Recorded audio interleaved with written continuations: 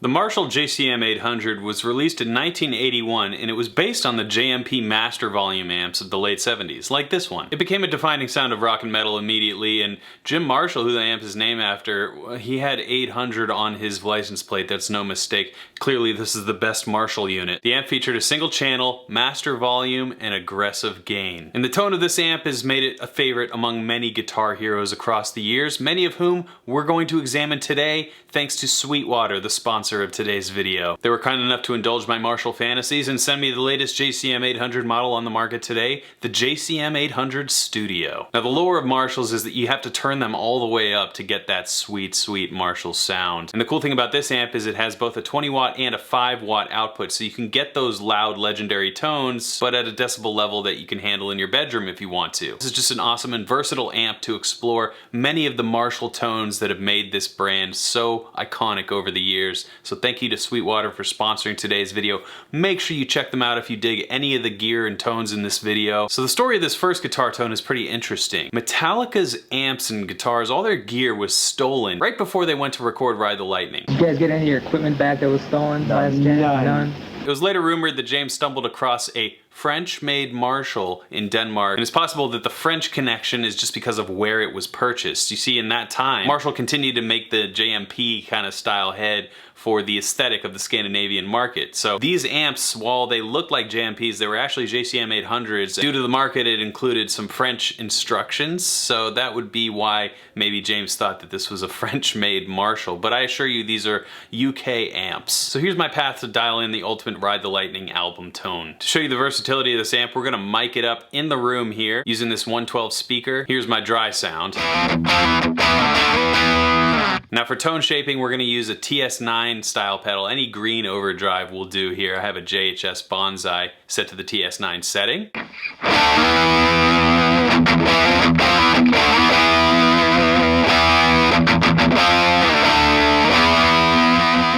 That'll tighten things up, but we're gonna get even tighter as we toggle on the effects loop, and this is where I'm gonna put an EQ.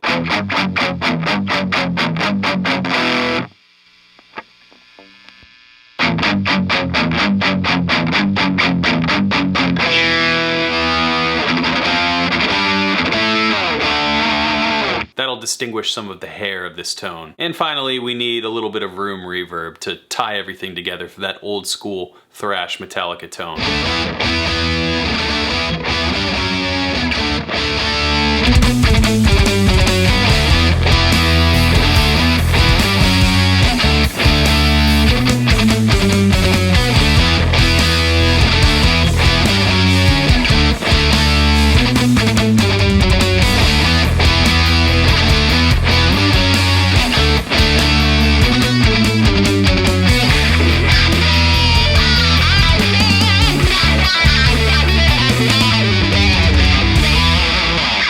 Next up on our list is Gary Moore, and it should be said that I'm not going to get exactly close to these tones, but these are the amps, this is the sound that I'm channeling for these artists. So Gary Moore, nobody's going to match his finger tone, but this is why this JCM 800 has the studio delineation. Because it works well in a studio, you can get a DI output and go direct into your interface, what have you. You can use cab emulation, whatever you have, IRs. I'm just going to pull one up here in Logic. That's my bass sound, my Marshall, straight into the interface with a cab simulator. And of course, we don't have enough sauce. Gary Moore liked to use a Klon Centaur to push his Marshall. You could really hear his fingers, that's what the Klon is for. It's really transparent overdrive, as they say.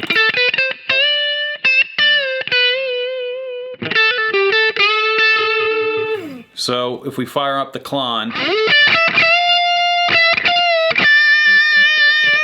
as you can hear, we have all the gain that we could ever want. Put a little delay on here, and that's just the cherry on top.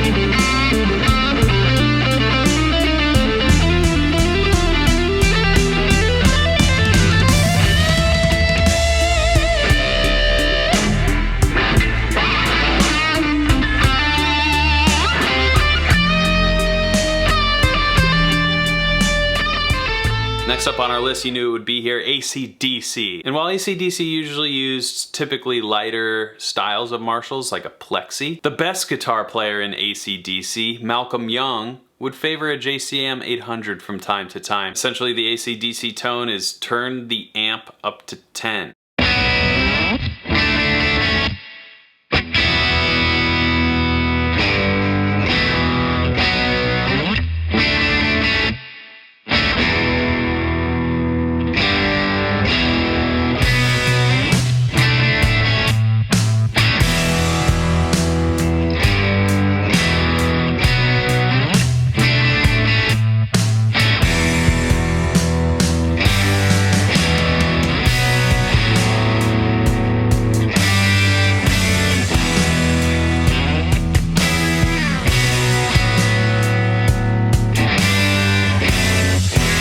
Next up on our list, Tom Morello. Rage Against the Machine audio slave will favor a JCM 800 8 days a week. He's always used this kind of amp, typically tuned to drop D, but not in this song, baby. We're in standard tuning for once in Tom Morello's riffing career.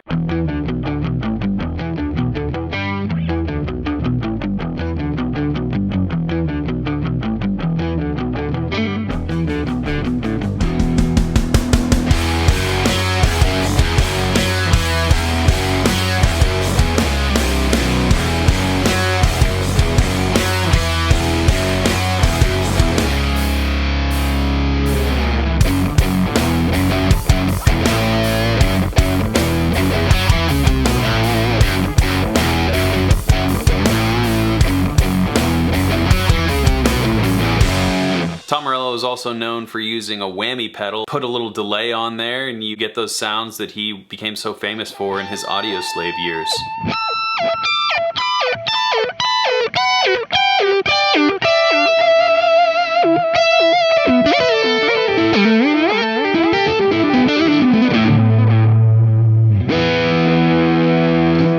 Next up on our list is Andy Summers from The Police, this shimmering, clean, compressed, chorusy clarity. Again, we can bump the master all the way up but pull the preamp down. This is really going to create a huge headroom but very clean amount of headroom.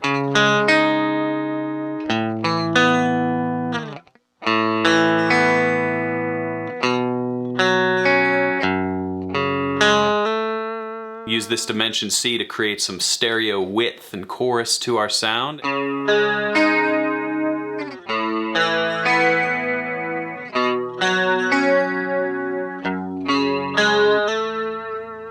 Let's just see if I can play this riff somewhat correctly.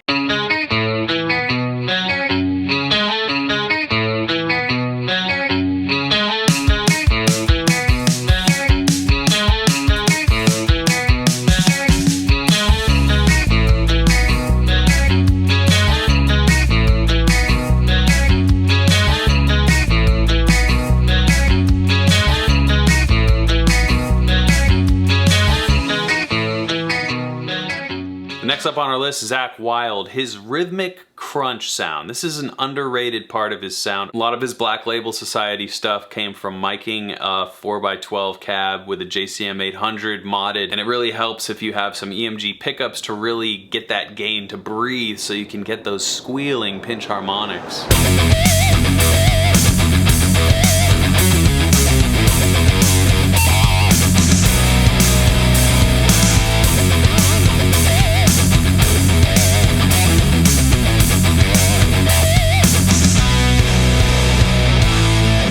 We start with a clean tone and drop D, of course. And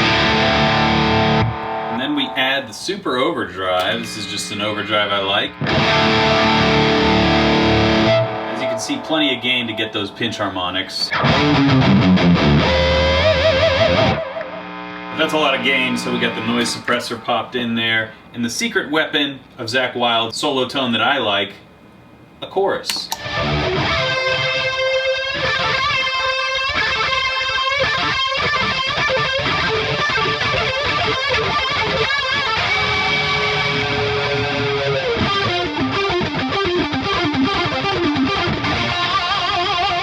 Next up on our list is Billy Corgan's guitar sound in Smashing Pumpkins. This is from the song Today. Chose this one just because there's a couple different guitar parts that I think really work well together. Billy Corgan's guitar sound is like this mixture of very clean but also the most dirt, mud. Big muff sound is required here. I have this fuzz by Keeley. It's called the Moon Fuzz, and it does a great big muff impression. And it doesn't ever happen in the song where these guitar parts are soloed out, but I'm gonna start with these soloed guitar layers just so you can hear these little parts that really make this riff what it is.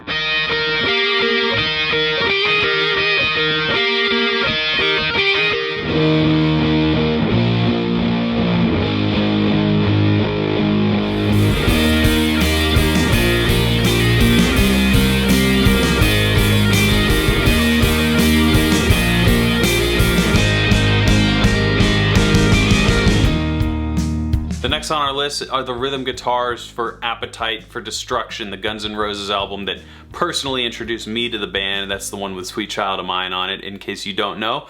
But the rhythm sounds on this album are just so epically awesome. It's sort of a chuggy attack with a fixed wah, viscousy sound to it, but it's very saturated. And you know, like I said, it's just a tube screamer. Really, you use a Marshall and an overdrive pedal, you're set. So any sort of color overdrive, I'm choosing a green color overdrive. But you can hear, this is the Slash sound.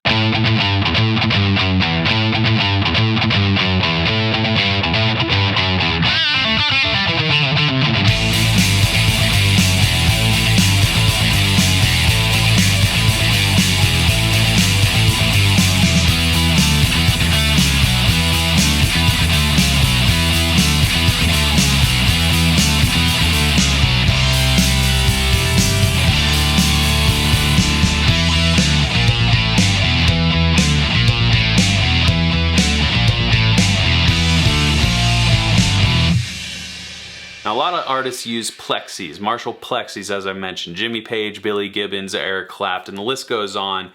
Jimi Hendrix most notably favored the Plexis, but he wasn't alive when the JCM 800 was built. So more than a decade after his death, the JCM 800 came out, and Hendrix famously was pivotal for creating the Marshall sound and letting us know what is possible on the sonic landscape of amplifiers.